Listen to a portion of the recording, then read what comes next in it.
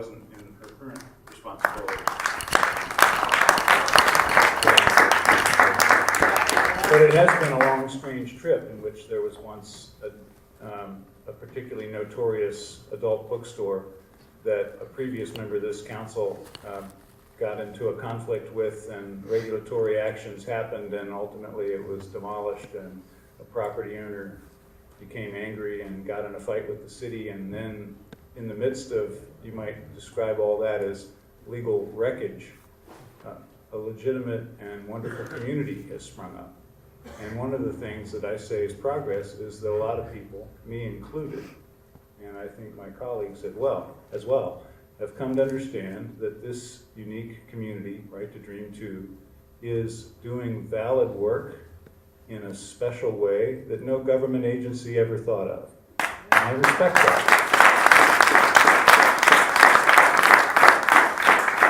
And I think a lot of people in our community, including some who maybe came to this hearing to oppose this particular location decision, might have come to understand a little bit more about how valid Right to Dream 2 is. So let's give those folks credit. Let's assume good faith, because that's what we ought to do here in Portland. We ought to assume good faith. We ought to assume that the people in Right to Dream 2 who have talked about self-help are really about that, and who have talked about being good neighbors and making sure that the streets around their community are safe. Let's assume that that good faith is true, and in fact, the numbers that I have from my police bureau confirm that this community is the least of our worries, and that the safety situation in our city with respect to what happens on the street is not harmed, but actually helped by having a self-help community like this providing a place of safety. So I respect the work that's being done, and along with my colleagues, I want to make sure it keeps being done. Now, we've also had people come forward in good faith here tonight, people like neighborhood association presidents, people like Homer Williams and Tiffany Schweitzer, who've built buildings and who've built affordable housing in this city, and who are angry about this process and about this pending decision, and who've said, give us a chance to do more. And frankly, I think any elected leader would be crazy to reject an offer like that. And I should take that on good faith as well. And I think my colleagues believe likewise. So what I'd like to do, we have a clock running, because the good work that Commissioner Fritz has done has a pending settlement of a lawsuit that we have about 25 more days to make real.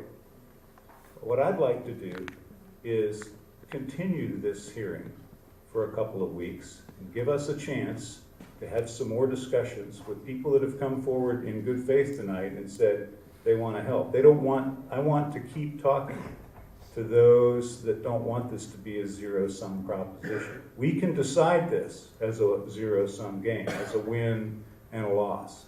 But we might be able to do better than that.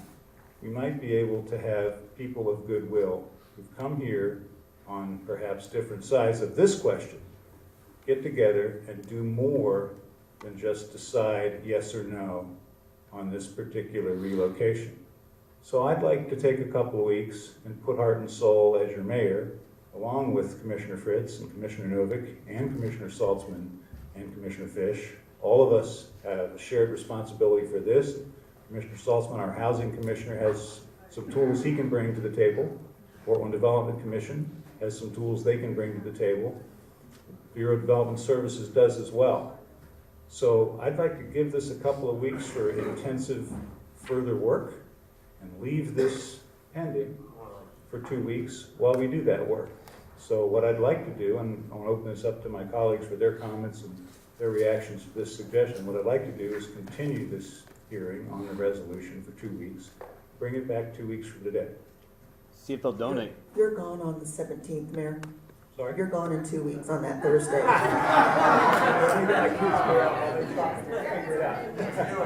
The Wednesday then. I'll work on that while they react to this suggestion. Sorry, I should have checked my calendar before I started. I appreciate everything the mayor just said, and that sounds very reasonable to me.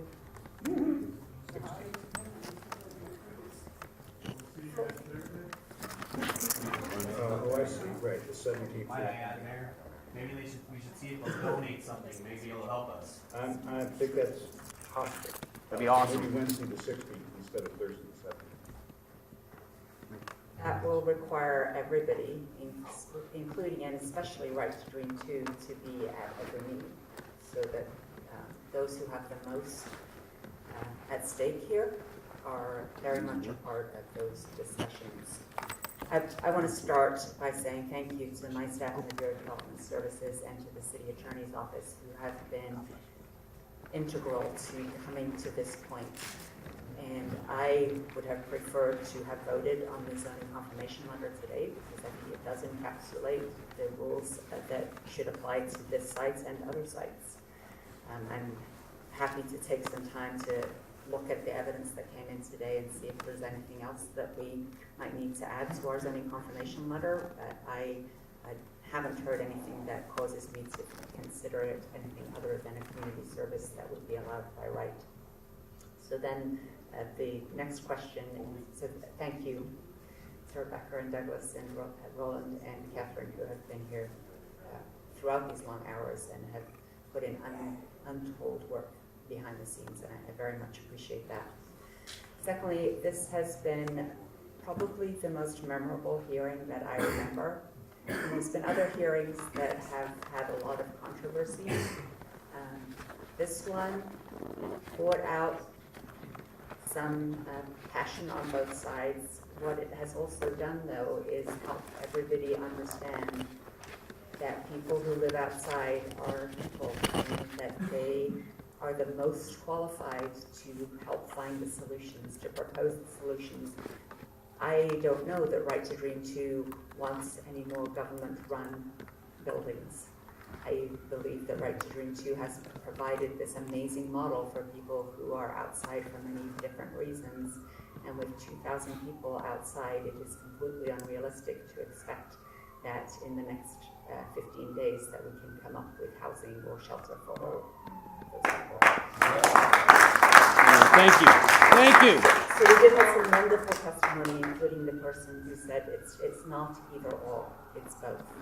And this finally, I know that there has been a lot of great work done, particularly by Commissioner Fish, who continues to be probably even more passionate about housing, even though he's no longer the housing commissioner. Commissioner Saltzman, who is dedicated to making sure that particularly women who are so vulnerable outside have proper shelter and a quicker path to getting back into housing. I appreciate that, and I appreciate the mayor's partnership on this project. That this obviously is not something that is popular with everybody. There's hopefully a way to get so that there aren't winners or losers, but I'm very confident that there will continue to be a lot of angry people on all sides.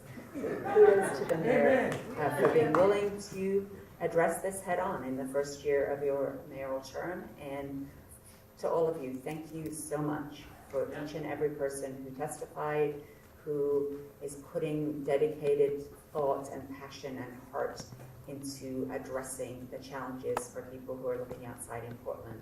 Thank you very much for this great Mayor Hale, No, on that note, when you said giving us 2 weeks, people are studying tents and rain and cold. If I agree with that, if the people in the Pearl District come stay in tents with us and see how fast a decision would be made when they suffer the cold and the rain. Amen. So let me just address that. The settlement agreement that we have all signed was signed last Friday. It sets into play a 30-day clock, and so we have to get to a use agreement by the 28th of October. We can continue working on the use agreements, and we can continue having discussions about what else is needed in any situation in order to be able to make the residents of Right to Dream 2 and any neighbors to be safe and to be able to get along. So that's not going to stop right now. What's going to be added, if I'm understanding the mayor correctly, is a new discussion of what more. correct. And let me raise some procedural questions. Steve, I know you might want to speak. And let me say that if all we're going to take up on the 16th is the resolution that we've just had this hearing on, then I'm going to close the public hearing and we will vote. because we don't need to repeat a public hearing. We've had one, it's been a good one. But if all we're gonna do is vote yes or no on what's in front of the council today, then that'll simply be on the calendar for second reading and we'll vote.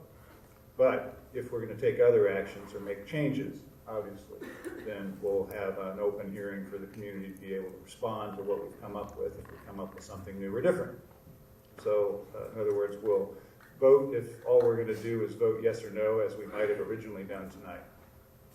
But we'll conduct a more public hearing on other pieces of the package, if the package includes anything else other than the resolution in front of us. Steve, comments or suggestions? Just one thing, Mr. Mayor, along the lines of your comment that people should assume good faith. I heard a lot of testimony tonight to the effect that people from the Pearl District who are concerned care only about money and property values. And there were some people that did talk about property values, but I think most of the people who talked, they were scared. And mostly they were scared of profit. And I realize it's hurtful to hear people talking as if they assume that all homeless people are criminals. But I'm I a do think- physicist! No, hey, let him speak. No, but I do think that it was more, I heard more fear than I heard greed. And there's been really compelling testimony tonight that the reason people value Right to Dream 2 is that it's not a scary or dangerous community, that it's a safe community. So I would hope that, although it might be hard sometimes, that the message from the Right to Green 2 and its supporters to people in the Pearl District would be, listen, don't be scared. The reason we like this community is it's a safe community. Well said. So I want to again thank you all, and we will be conducting a number of discussions with the parties to this that of course include the leadership of Right to Dream 2 and the Pearl District Neighborhood Association and others who can bring things to the table. Can we get a small comment on about the people that are not inside R2D2 that are homeless? We'll try to make some stone soup here with the parties involved, and thank you all very much. We are adjourned until next week. That's a big no. Till we meet again.